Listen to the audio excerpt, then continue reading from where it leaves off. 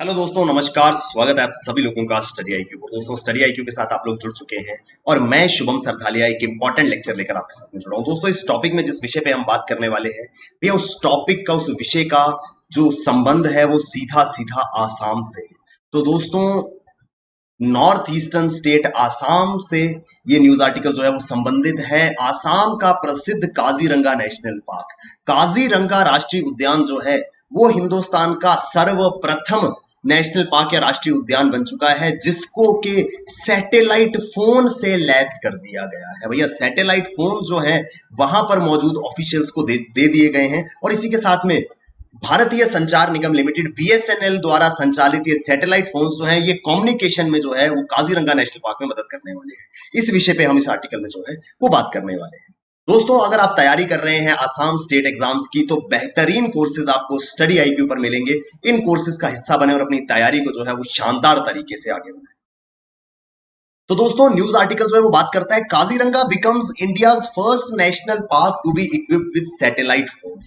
Satellite phone के जरिए connect होने वाला, लैस होने वाला सबसे पहला राष्ट्रीय उद्यान जो है वो काजीरंगा नेशनल पार्क बना है। दोस्तों, ये काजीरंगा नेशनल पार्क क्या है और सैटेलाइट फोन क्या है, इसके बारे में हम लोग जो है वो यहाँ पे चर्चा करेंगे।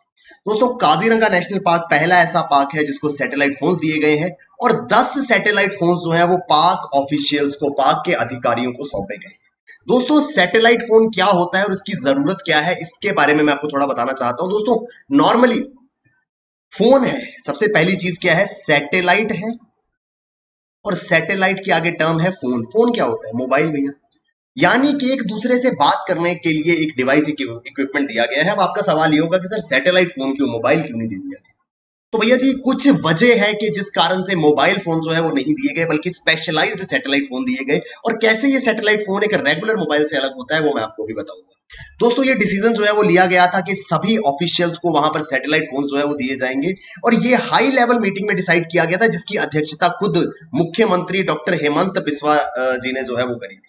तो असम के मुख्यमंत्री जी ने खुद एक बैठक की अध्यक्षता करी थी, जहां पर ये निर्णय लिया गया कि सैटेलाइट फोन जो है वो काजीरंगा नेशनल पार्क के ऑफिशियल्स को उपलब्ध कराए जाएंगे। दोस्तों, करीब 16 लाख रुपए कीमत आएगी इन सैटेलाइट फोन्स की और बीएसएनएल जो है, भारतीय संचार निगम लिमिटेड, आप जानते हैं भारत सरकार की एक इकाई है जो संचार व्यवस्था में या संचार प्रणाली में कार्य जो है वो करती है। तो बीएसएनएल द्वारा सेवाएं जो है वो प्रदान की जाएंगी और इसका जितना भी खर्च होगा वो नेशनल पार्क अथॉरिटीज या फिर इनको हम प्राधिकरण कहते हैं नेशनल पार्क का, वो जो है ये पूरा का पूरा मासिक खर्च जो है वो वहन करेंगे। यानी कि 16 लाख रुपए की कीमत के 10 सैटेलाइट फोन जो है वो दिए। अब भैया, वजह क्या है? आप बार बार सोच रहे होंगे कि सर ठीक है, समझ आ गया कि सैटेलाइट फोन दे रहे हो, पर वजह क्या है, क्यों देना है satellite phone? Sir mobile phone दीजिए ना। मोबाइल फोन, अब मोबाइल फोन की तो ऐसी चीजें जिसको देने की भी जरूरत नहीं है, क्योंकि मोबाइल फोन तो ऑलरेडी सबके पास है। भैया जी, सिचुएशन ये है, प्रॉब्लम ये है कि काजीरंगा नेशनल पार्क ऐसे इलाके में है जहां पर या तो पुअर कनेक्टिविटी है या नो कनेक्टिविटी। भैया जी, जो नॉर्मल सेलुलर फोन्स होते हैं वो किससे चलते हैं? भैया, जमीन के ऊपर आपने इस तरीके के टॉवर्स लगे देखे होंगे, ठीक है जी, इस तरीके के टॉवर्स लगे रहते हैं और इस टॉवर की एक रेंज होती है। इस टॉवर के 2 किलोमीटर, 3 किलोमीटर, 5 किलोमीटर के रेडियस में जितना भी इलाका आता है, उस सभी इलाके में जितने मोबाइल फोन सक्रिय होते हैं उनको ये टॉवर जो है वो नेटवर्क देता है। लेकिन अगर कोई एरिया ऐसा है जो किसी भी सेलुलर लैंड बेस्ड टॉवर के संपर्क में या उसकी रेंज में नहीं आता है, तो वहां पर कनेक्टिविटी जो है वो जीरो हो जाती है। अनडाउटेडली आपने बहुत बार देखा, कभी आप ट्रैवल करते हैं, कभी किसी रिमोट गांव में चले जाते हैं, फोन पे सर्विस जो है वो बंद हो जाती है। हम कहते हैं फोन हमारा नो सिग्नल दिखा रहा है, यानी कि नो कनेक्टिविटी। अब भैया, कभी कभार के लिए आप एक बार रास्ते में जा रहे थे, 10 मिनट के लिए फोन का सिग्नल चला गया, या एक दिन के लिए किसी गांव में गए, वहां पे फोन का सिग्नल चला गया, मैनेज हो जाता है। लेकिन भैया, काजीरंगा नेशनल पार्क जैसी जगह जहां पर सबसे ज्यादा खतरा किससे है? भैया, पोचिंग। जानते हो पोचिंग क्या होती है? इलीगल तरीके से जंगली जानवरों को मारना। तो मान लीजिए दोस्तों कि काजीरंगा नेशनल पार्क के अंदर कुछ शिकारी जो है वो आ गए और उन्होंने कि कुछ जानवरों को नुकसान पहुंचाने की कोशिश करी। अब क्योंकि इलाका जो है वो करीब 430 वर्ग किलोमीटर का है, 430 स्क्वायर किलोमीटर में ये पूरा का पूरा इलाका जो है वो फैला हुआ है। इतने बड़े इलाके में अगर किसी एक कोने पे इस तरीके की कोई गतिविधि होती है तो बहुत ज्यादा जरूरी है कि दूसरे ऑफिशियल्स को इसकी जानकारी दी जाए। अब जानकारी देने का तरीका क्या था भैया, 430 स्क्वायर किलोमीटर का इलाका छोटा नहीं होता, तो ऐसा तो है नहीं कि भाग करके जाके बता के आ जाओगे। इवन कि अगर किसी गाड़ी पे भी जाते हो तो भैया समय लग जाएगा। दूसरा ऑप्शन था मोबाइल की कनेक्टिविटी, लेकिन मोबाइल का वहां सिग्नल नहीं आता था। इस चीज को ध्यान में रखते हुए सरकार ने सैटेलाइट फोन जो है वो मुहैया कराया, क्योंकि सैटेलाइट फोन जो है वो सेलुलर टॉवर से ना संचालित होकर के सीधा सैटेलाइट से जो कृत्रिम उपग्रह जो है आसमान के अंदर मौजूद है उनके साथ कनेक्टेड होता है। इस वजह से अगर लैंड बेस्ड टॉवर का रेंज या सिग्नल ना भी आता हो तो भी हमारा सैटेलाइट फोन जो है वो चल जाता है। सैटेलाइट फोन की कनेक्टिविटी में या सैटेलाइट फोन के ऑपरेशन में कोई भी प्रॉब्लम जो है वो नहीं आती है। तो कहीं ना कहीं जानवरों की सुरक्षा और काजीरंगा नेशनल पार्क के अंदर खास करके किसी भी प्रकार की पोचिंग एक्टिविटी ना हो, यह सुनिश्चित करने के लिए सैटेलाइट फोन्स का इस्तेमाल जो है अब काजीरंगा नेशनल पार्क के अंदर किया जाएगा। और इस तरीके की प्रौद्योगिकी, इस तरीके की टेक्नोलॉजी इस्तेमाल करने वाला काजीरंगा नेशनल पार्क जो है वो अपने आप का पहला नेशनल पार्क जो है वो यहां पर बनने वाला है। दोस्तों, जो चीज मैंने आपको बताई था, move will boost anti poaching measures undertaken in the park. दोस्तों बहुत सारी चीजें हैं, एंटी पोचिंग, अवैध शिकार विरोधी गतिविधियां हैं। इसके अलावा कोई भी, भैया इतने सारे लोग काम करते हैं, कोई मैसेज ड्रॉप करना हो, कोई भी सॉर्ट ऑफ कनेक्टिविटी, संचार, कम्युनिकेशन अगर करना है तो उसका अब पूरा का पूरा प्रबंध जो है इन सैटेलाइट फोन्स की वजह से हो जाएगा। दोस्तों पहले क्या प्रॉब्लम आती थी, पहले जो सेलुलर मोबाइल थे, जो सिंपल मोबाइल जिसको हम कहते हैं, वो संचालित होता था अर्थ स्टेशन से, यानी कि पृथ्वी के ऊपर इस तरीके के टॉवर जो है वो लगे रहते थे। आपने देखा होगा आपके घर के पास अलग अलग कंपनीज के टॉवर जो है वो लगे रहते हैं। इन टॉवर से सिग्नल आता है और हर टॉवर की एक स्पेसिफाइड रेंज है, किसी की 2 किलोमीटर की होगी, 5 किलोमीटर की होगी। तो उस पूरे के पूरे 2 या 5 किलोमीटर के दायरे में जितने भी मोबाइल फोन होंगे या सेलुलर फोन होंगे वो इस अर्थ स्टेशन या इस अर्थ बेस्ड टॉवर से, लैंड बेस्ड टॉवर से जो है वो संचालित होंगे। लेकिन कोई भी एरिया अगर इसके रेंज से बाहर चला जाता है वहां पर फिर मोबाइल फोन जो है वो काम नहीं करेगा। यही प्रॉब्लम जो है वो आ रही थी कहां पर, काजीरंगा नेशनल पार्क में। जब ये मोबाइल यहां पे काम नहीं करेगा तो कम्युनिकेशन कैसे होगा, इसलिए हमें लगा कि भैया एक चीज आसमान के अंदर मौजूद है, सैटेलाइट, उपग्रह।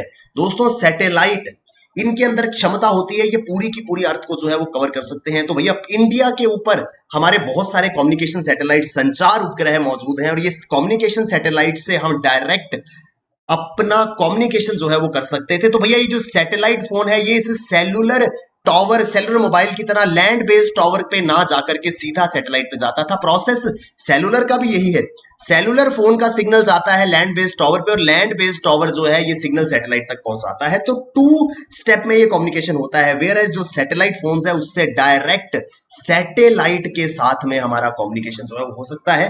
कोशिश यही थी, प्रयास यही किया गया अथॉरिटीज और सरकार के द्वारा कि किसी भी प्रकार की स्थिति अगर पैदा होती है तो संचार प्रणाली जो है, कम्युनिकेशन सिस्टम जो है वो ऑफिशियल्स का, अधिकारियों का आपस में नहीं रुकना चाहिए। और इसका एक बहुत बड़ा जो बेनिफिट होगा वो उस केस में होगा अगर कोई शिकारी, कोई पोचर, कोई इलीगल पोचिंग करने के लिए काजीरंगा नेशनल पार्क के अंदर आता है तो जल्दी से ये सुनिश्चित किया जा सकेगा कि भैया किसी भी प्रकार का नुकसान जो है वो किसी भी वन प्रजाति को, चाहे वो राइनोसोरस की बात हो, वन हॉर्न राइनोसोरस जो है वो बहुत ज्यादा फेमस है काजीरंगा नेशनल पार्क का, तो किसी भी प्रकार के जानवर को कोई भी नुकसान जो है वो ना पहुंच पाए।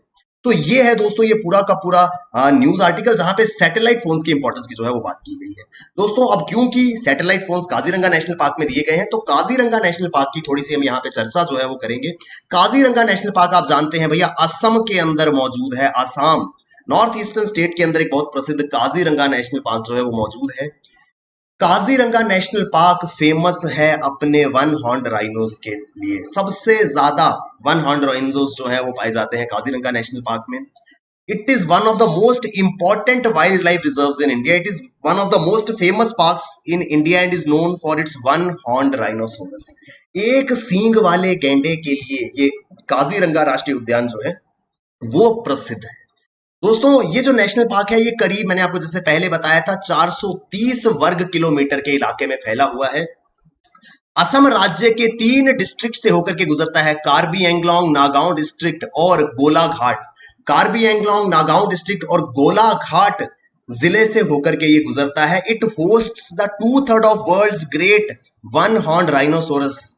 Park has been listed as world heritage site. तो भैया जी विश्व भर के करीब 2/3 एक सींग वाले गेंडों की मात्रा जो है वो यहां पर पाई जाती है। 2/3 of the total population of world's one horn rhinoceros is found in Kaziranga national park. दोस्तों बहुत सारी स्पेशलिटीज है, इस वजह से इसे वर्ल्ड हेरिटेज साइट भी जो है वो नामित किया गया है। विश्व धरोहर स्थल भी जो है वो हमारा काजीरंगा नेशनल पार्क आसाम का जो है वो है। तो भैया कहां पर ये काजीरंगा नेशनल पार्क मौजूद है? भैया यहां पर ये 3 डिस्ट्रिक्ट आप देख रहे हैं, गोलाघाट, नांगांव और कार्बी एंगलोंग, ये जो इलाका है ये है भैया काजीरंगा नेशनल पार्क का इलाका। करीब 430 स्क्वायर किलोमीटर में फैला हुआ ये इलाका है। दोस्तों इस काजीरंगा नेशनल पार्क के पास से एक नदी होकर के गुजरती है। प्लीज कमेंट सेक्शन में जरूर बताइए वो कौन सी नदी है जो काजीरंगा नेशनल पार्क के बराबर से होकर के गुजरती है। और जिस वजह से काजीरंगा नेशनल पार्क के अंदर हम हमेशा बरसात के मौसम में बाढ़ जैसी स्थिति जो है वो बनी रहती है और काफी ज्यादा नुकसान जो है होता है। बहुत बार कई जानवरों की मृत्यु हो जाती है बाढ़ के पानी के कारण। तो भैया जरूर कमेंट सेक्शन में बताइए कि कौन सी नदी है जो इस काजीरंगा नेशनल पार्क के बराबर से होकर के गुजरती है। दोस्तों यहां पर आप देख पा रहे होंगे इस तरीके से ये 3 डिस्ट्रिक्ट जो हैं वो काजीरंगा नेशनल पार्क का इलाका है।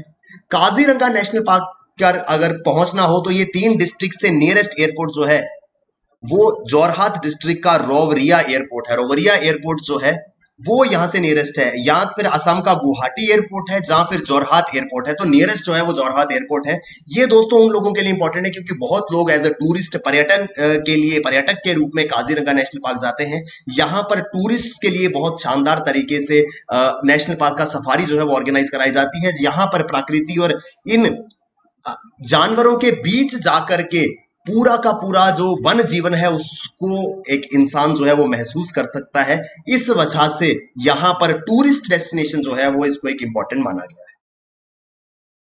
दोस्तों पिछले कुछ दिनों में काफी ज्यादा चर्चा में रहा है काजीरंगा नेशनल पार्क। क्यों दोस्तों? एक तो इंपॉर्टेंट पॉइंट ये है कि NH37 का स्ट्रेच जो है उसका एलिवेटेड स्ट्रेच क्या होता है भैया? ये जो नेशनल हाईवे क्या होता है, सड़क होती है ना, तो सड़क के ऊपर फ्लाईओवर बना करके इस तरीके से एलिवेशन बना करके रोड जो है वो बनाया जाएगा। रोड क्यों बनाया जाएगा? ताकि दोस्तों वन जीवन जो है वो प्रभावित ना हो। नेशनल हाईवे 37 जो है इस काजीरंगा नेशनल पार्क के बीच से होकर के गुजरता है और इस वजह से भैया अगर नेशनल हाईवे है तो जाहिर सी बात है वहां से गाड़ियां भी जो है वो जाएंगी।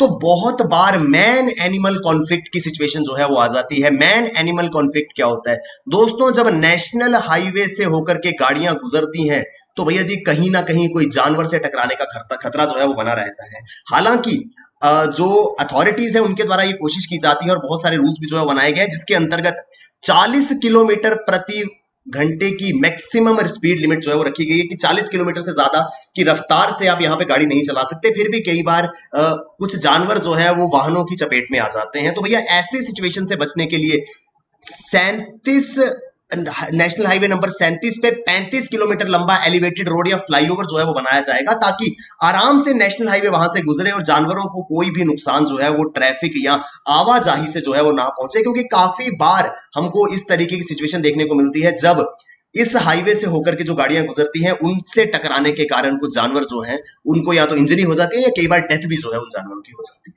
दोस्तों कुछ ही दिन पहले एक राइनो जो है वो इंजर्ड हो गया था जब काजीरंगा नेशनल पार्क में नेशनल हाईवे नंबर 37 पे एक स्पीडी वाहन जो है वो जाकर के हिट कर गया था। तो नेशनल हाईवे नंबर 37 पे एक तेज रफ्तार वाहन एक वन हॉर्न राइनोसोरस के साथ में टकरा गया जिस वजह से वो राइनोसोरस जो है वो इंजर हो गया था। तो ऐसी चीजों को ध्यान में रखते हुए भैया ऐसी सिचुएशन ना आए, जानवरों को या इवन के इंसानों को भी इस प्रकार का कोई भी नुकसान ना पहुंचे, ये चीज को ध्यान में रखते हुए एलिवेटेड रोड जो है वो काजीरंगा के अंदर बनाया जाएगा। काजीरंगा नेशनल पार्क में नेशनल हाईवे नंबर 37 को जो है वो एलिवेटेड फ्लाईओवर के रूप में जो है वो यहां से गुजारा जाएगा। आई होप दोस्तों यहां तक हमको चीजें जो है वो समझ में आई हैं। आगे बात करते हैं दोस्तों असम के अंदर काजीरंगा नेशनल पार्क के साथ साथ में और भी बहुत सारे प्रसिद्ध नेशनल पार्क्स हैं, शायद आप लोगों ने सुना होगा। तो दोस्तों नेशनल पार्क्स इन असम की अगर हम बात करें तो एक तो काजीरंगा हो गया, इसके अलावा और भी टोटल 7 नेशनल पार्क्स जो हैं वो असम के अंदर मौजूद है। तो हल्की सी बात इनके बारे में भी कर रहे थे, कौन कौन से नेशनल पार्क्स हैं। एटलीस्ट हमको ये मालूम होना चाहिए कि कभी क्वेश्चन में कोई भी नेशनल पार्क का नाम आ जाए तो एटलीस्ट हमको ये मालूम हो कि भैया हमने ये नेशनल पार्क के बारे में हमने पढ़ा था और ये नेशनल पार्क जो है वो आसाम के अंदर मौजूद है। दोस्तों with 7 national parks, Assam stands on 3rd position in the list of states having maximum number of national parks. 7 राष्ट्रीय उद्यानों के होने के कारण असम जो है वो सबसे ज्यादा राष्ट्रीय उद्यानों की संख्या की सूची में तीसरे स्थान पर आता है। 7 नेशनल पार्क्स के साथ में असम जो है वो थर्ड नंबर पे आता है, थर्ड पोजीशन पे आता है इन दी स्टेट्स जहां पर सबसे ज्यादा नेशनल पार्क्स मौजूद हैं। दोस्तों 12 नेशनल पार्क्स के साथ मध्य प्रदेश जो है वो नंबर 1 पे है। ये जानकारी इंपॉर्टेंट है, शायद आपको मालूम भी होगा, नहीं है तो याद रखिएगा। एमपी के अंदर maximum number of national parks है वो है 12। उसके बाद नंबर 2 पे आता है हमारा अंडमान एंड निकोबार। 9 के हमारे राष्ट्रीय उद्यान या नेशनल पार्क होने के कारण अंडमान निकोबार जो है वो सेकंड नंबर पे आता है। और थर्ड नंबर पे आता है हमारा असम राज्य, क्योंकि 7 राष्ट्रीय उद्यान या 7 नेशनल पार्क जो है वो यहां पर मौजूद है। कौन कौन से हैं ये नेशनल पार्क, इनके विषय में बात करेंगे, इनके नाम जो है वो एटलीस्ट जान लेंगे। दोस्तों आपके सामने है काजीरंगा, नामेरी, औरंग, मानस, रायमोना, दिब्रू सैखोवा, दिहिंग पटकाई। ठीक है जी, तो ये जो इलाका मैंने आपको बताया था ये काजीरंगा नेशनल पार्क है। इसके पहले में नामेरी है, बाजू में औरंग है, मानस है, रायमोना है, दिहिंग पटकाई है और दिब्रू सैखोवा है।